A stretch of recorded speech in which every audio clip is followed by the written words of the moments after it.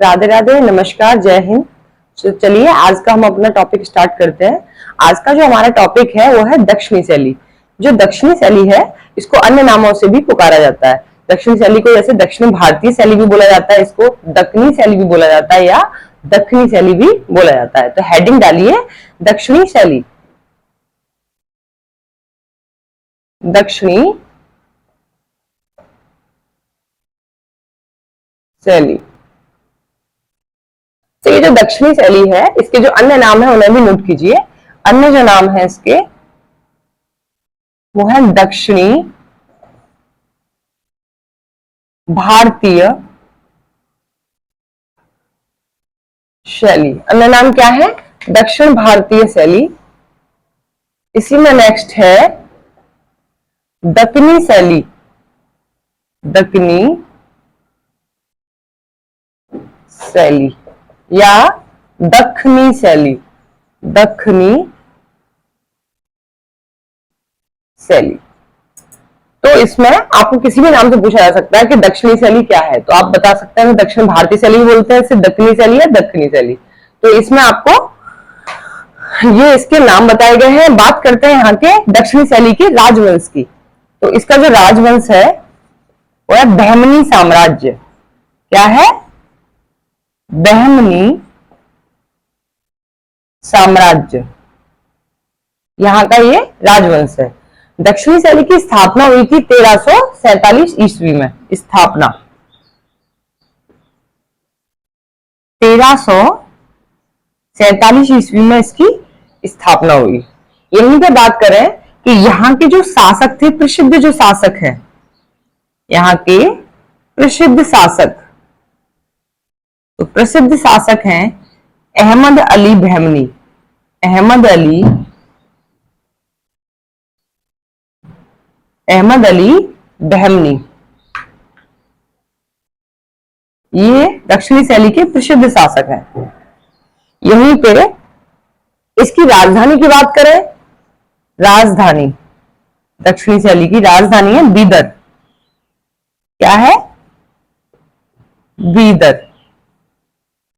ठीक है। दक्षिणी जो शैली है इसको दक्कनी शैली, दक्षिणी शैली या फिर दक्षिणी भारतीय शैली भी इसको बोला जाता है। यहीं पे जो इसके जो राजवंश, जो इसके राजवंश है इसका दक्षिणी शैली का, वो क्या है? बहमनी साम्राज्य इसका राजवंश है। स्थापना हुई 1347 ईस्वी में। यहीं पे प्रसिद्ध शासक की बात करें दक्षिणी शैली के, तो है अहमद अली बहमनी। राजधानी है बीदर। यहीं पे बात करते हैं जो बहमनी साम्राज्य है ये 5 भागों में बटा। विखंडित कितने भागों में हुआ? 5 भागों में। और कब हुआ था ये हुआ था 1440 से 1512 ईस्वी में। कब हुआ ये? 1490 ईस्वी से 1512 ईस्वी में। तो आप इसे नोट कीजिए। बहमनी साम्राज्य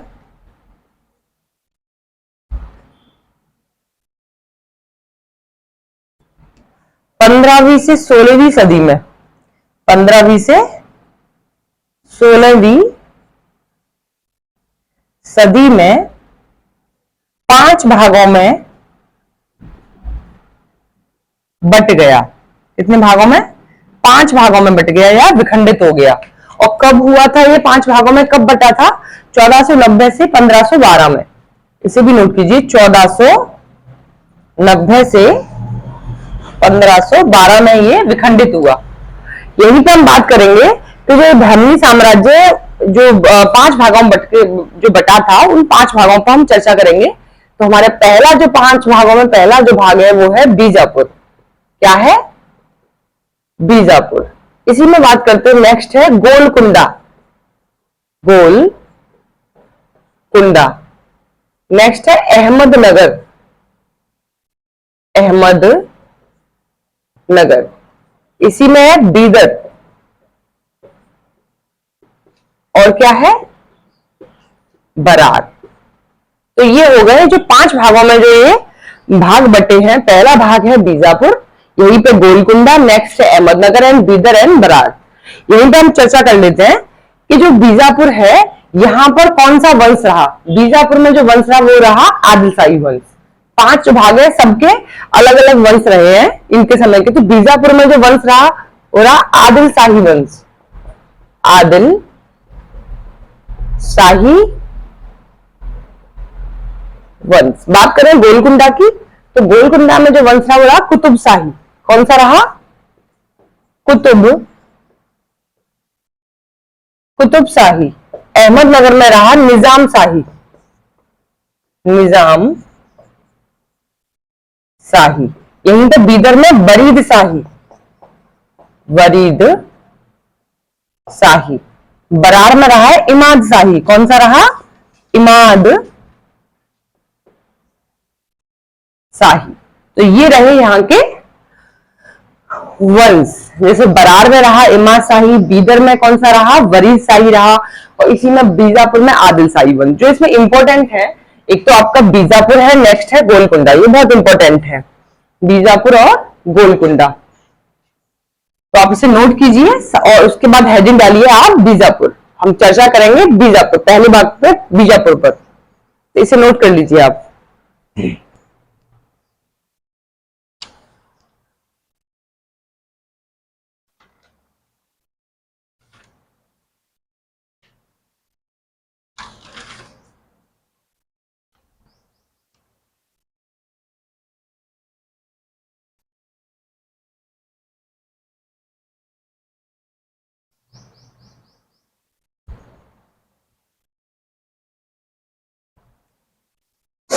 चलिए हेडिंग डालिए बीजापुर।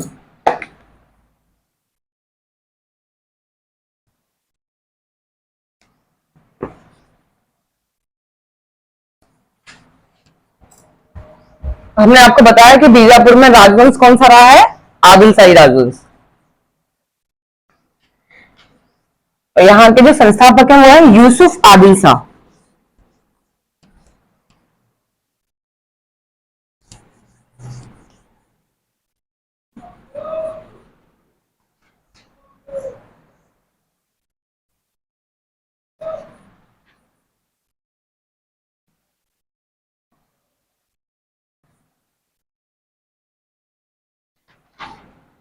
हेडिंग डालिए दक्षिण शैली का जो पहला भाग है बीजापुर, क्या है? क्योंकि दक्षिण शैली में जो बहमनी साम्राज्य था, तो ये जो बटा तो इसमें 5 भाग हुए, बीजापुर जो है पहला भाग है। अब बात करते हैं बीजापुर की। बीजापुर का जो वंश है वो रहा यहाँ पे आदिल शाही वंश। क्या रहा यहाँ का राजवंश? आदिल शाही। आदिल शाही यहाँ का राजवंश रहा। बात करें संस्थापक की, तो कौन है? यूसुफ आदिल शाह संस्थापक। संस्थापक हैं यूसुफ आदिल शाह। यूसुफ आदिल शाह जो है ये यहाँ के संस्थापक है। तो जो यूसुफ आदिल शाह हैं ये जो है बीजापुर की स्थापना किए, और एक कला प्रेमी और कला अनुरागी ये शासक थे। इसे नोट कर लीजिए। यूसुफ आदिल शाह कैसे थे? कला प्रेमी और कला अनुरागी शासक थे। कला प्रेमी, कला अनुरागी शासक थे।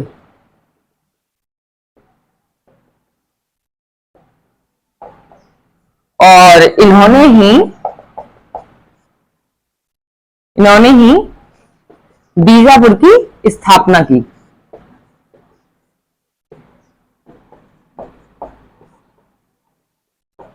इन्होंने बीजापुर की स्थापना की। यही थे जो बीजापुर की स्थापना किए थे, संस्थापक यूसुफ आदिल शाह। बात करते हैं बीजापुर के जो शासक हैं, तो 3 शासक रहे यहाँ पे। पहले है अली आदिल शाह, अली आदिल शाह। नेक्स्ट इसी में बात करें तो नेक्स्ट है इब्राहिम आदिल शाह, इब्राहिम आदिल शाह। लास्ट है मोहम्मद आदिल शाह। लास्ट क्या है? मोहम्मद आदिल शाह। तो ये हो गए यहाँ के शासक। एक एक शासक पर हम बारी बारी से चर्चा करेंगे। तो पहले शासक हैं अली आदिल शाह। जो अली आदिल शाह है ये महान कला संरक्षक शासक थे। कैसे शासक थे अली आदिल शाह? हेडिंग डालिए अली आदिल शाह। अली आदिल शाह। तो ये महान कला संरक्षक शासक थे। कैसे शासक थे? महान कला संरक्षक शासक थे। ये महान कला संरक्षक शासक थे। और जो अली आदिल शाह हैं, इनके समय का ग्रंथ चित्रण की बात करते हैं। नुजूम उल उलूम ग्रंथ चित्रण है इनके समय का ग्रंथ चित्रण। नुजूम उल उलूम, नुजूम उल उलूम,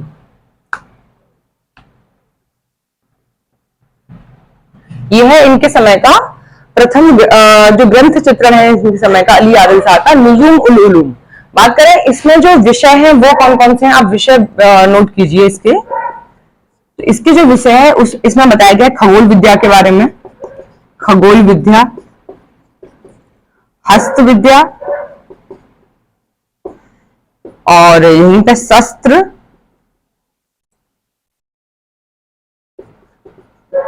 शस्त्र विद्या, और नेक्स्ट है तंत्र मंत्र, तंत्र मंत्र। यहां पर चित्रों की संख्या बात करें, इस ग्रंथ चित्रण में चित्रों की संख्या कितनी है? चित्रों की संख्या 876 है। चित्रों की संख्या है 876। बात करें नक्शों की संख्या, नक्शों की संख्या तो ये है 140 है यहाँ के नक्शों की संख्या। तो ये जो ग्रंथ चित्रण है ये टीजीटी में पूछा भी गया है कि नुजूम उल उलूम किसके समय का ग्रंथ चित्रण है। तो ये बहुत इंपॉर्टेंट है, इसे टीजीटी में पूछा गया है। नुजूम उल उलूम जो अली आदिल शाह शासक हैं बीजापुर के, तो इनके समय का ये ग्रंथ चित्रण है। इसमें विषय की बात की जाए तो आप बता सकते हैं खगोल विद्या, हस्त और शस्त्र और तंत्र मंत्र विद्या। चित्रों की संख्या पूछी जाए तो आप बताएंगे 876 नुजूम उल उलूम ग्रंथ चित्रण में। और अगर बात की जाए नक्शों की संख्या तो आप कितना बताएंगे? 140 यहाँ के नक्शों की संख्या है। इसी में जो अली आदिल शाह है, इनकी जो बीवी का नाम है वो है चांद सुल्ताना। क्या नाम है? चांद सुल्ताना, जो कि कला पारखी और एक विदुषी महिला थी। इनकी बीवी के बारे में पूछा जाता है कि अली आदिल शाह जो है इनकी बीवी का नाम क्या है? चांद सुल्ताना है। ये भी इंपॉर्टेंट है। बीवी का नाम क्या है? चांद सुल्ताना।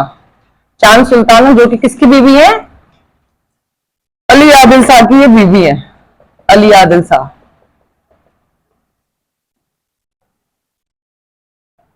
चांद सुल्ताना अली आदिल शाह की बीवी है। और जो चांद सुल्ताना है ये कला पारखी एवं कला विदुषी महिला थी।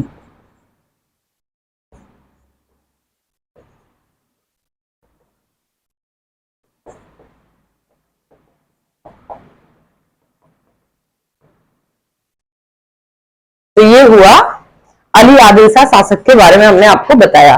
इसी में नेक्स्ट हेडिंग आप डालेंगे इब्राहिम आदिल शाह। इब्राहिम आदिल शाह नेक्स्ट हेडिंग डालिए।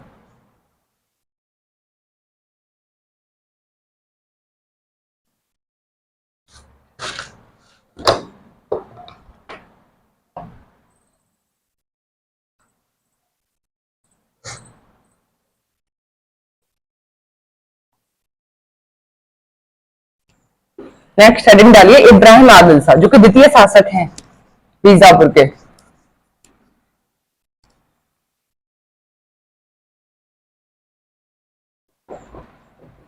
इब्राहिम आदिल शाह। ये जो इब्राहिम आदिल शाह हैं ये द्वितीय शासक हैं और ये धार्मिक दृष्टि से बहुत ही उदार शासक थे। कैसे शासक थे ये? धार्मिक दृष्टि से अगर देखा जाए, धार्मिक दृष्टि से उदार, ये उदार शासक थे और ये चित्रकार भी थे। यहीं पर हम बात करेंगे कि इनके समय का जो ग्रंथ चित्रण है वो है नवरस। क्या है? ग्रंथ चित्रण है इनके समय का नवरस। ये इनके समय का ग्रंथ चित्रण है और इन्होंने नवरस नामक नगर भी बसाया। इब्राहिम ने नवरस नामक नगर भी बसाया। इसी में बात करें, जो इब्राहिम आदिल शाह है ये द्रुपद गायन में माहिर थे। इसे भी नोट कीजिए, द्रुपद गायन में ये माहिर थे। नेक्स्ट इसी में हम बात करेंगे इनके समय के जो चित्र हैं, चित्रों के बारे में डिस्कस करते हैं। तो जो इनके चित्र हैं, सघन वन में खड़ी स्त्री, सघन वन में खड़ी स्त्री। नेक्स्ट है हाथियों की लड़ाई, हाथियों की लड़ाई। पहला चित्र हो गया सघन वन में, फिर हाथियों की लड़ाई और रागमाला से संबंधित चित्र, रागमाला से संबंधित चित्र। इनके समय के जो चित्र हैं, सघन वन में खड़ी स्त्री, हाथियों की लड़ाई और रागमाला से संबंधित चित्र हैं। इसी में नोट कीजिए इनके समय का मुख्य चित्रकार, इनके समय का जो मुख्य चित्रकार है वो है फारूक हसन निजामी।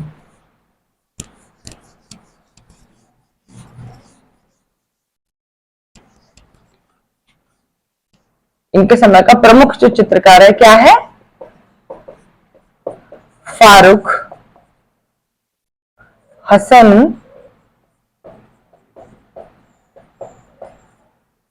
निजामी। तो ये हो गया इब्राहिम आदिल शाह के बारे में। हमने जो भी इनके समय के चित्र रहे हैं, ग्रंथ चित्रण हैं और ये किस में माहिर थे, सब हमने आपको इसमें बताया है। इनके समय के चित्रों के बारे में। और चित्रकार है फारूक हसन निजामी। नेक्स्ट आप हेडिंग डालेंगे मोहम्मद अली आदिल शाह। हेडिंग डालिए मोहम्मद अली आदिल शाह।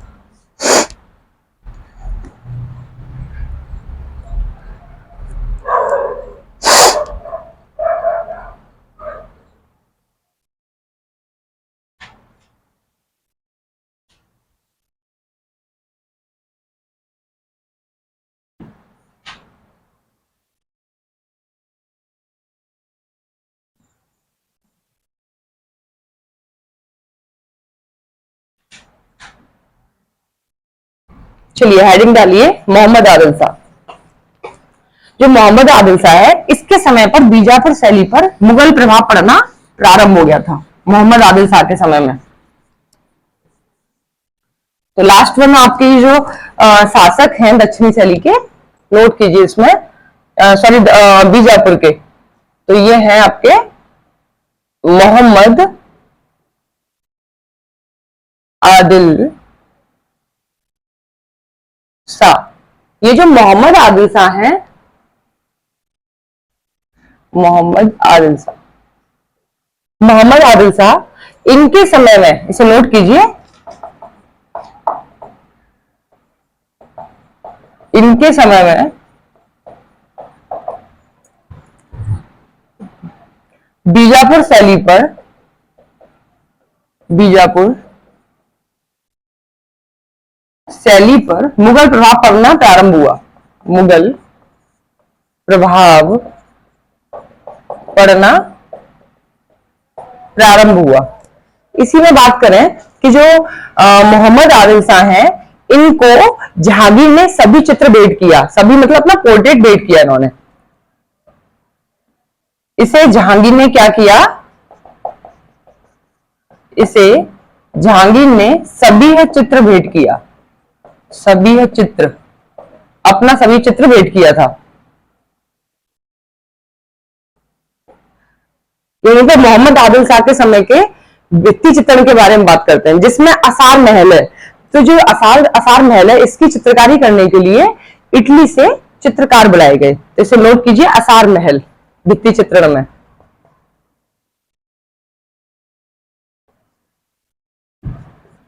असार महल, ये जो असार महल है, इसकी चित्रकारी करने के लिए, चित्रकारी करने के लिए इटली से चित्रकार बुलाए गए।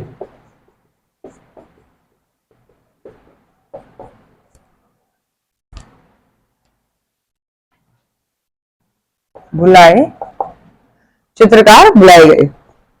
यहीं पर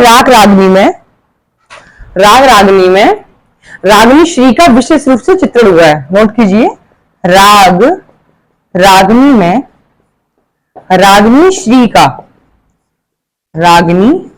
श्री का विशेष रूप से चित्रण हुआ है।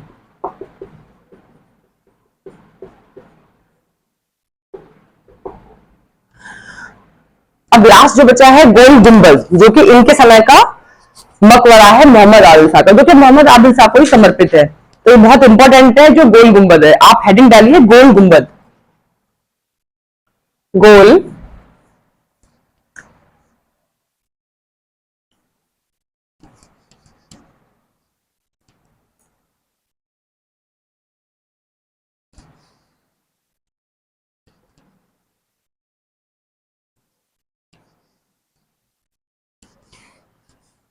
हेडिंग डालिए गोल गुंबद।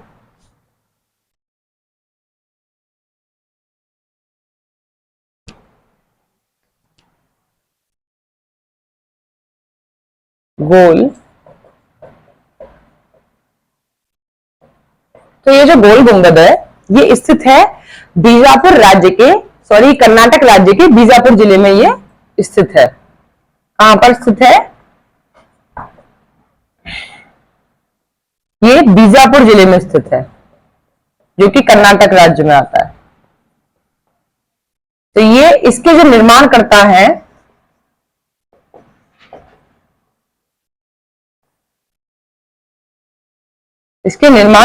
आपके मोहम्मद आदिल शाह।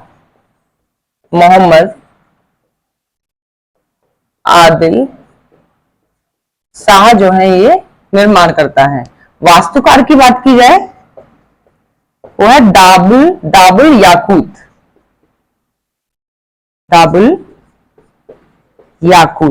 ये है यहाँ के दाबुल याकूत, ये है वास्तुकार। और निर्माण की बात की जाए, कब निर्माण हुआ? तो 1626 में तो ये प्रारंभ हुआ था इसको बनना, 1626 ईस्वी में।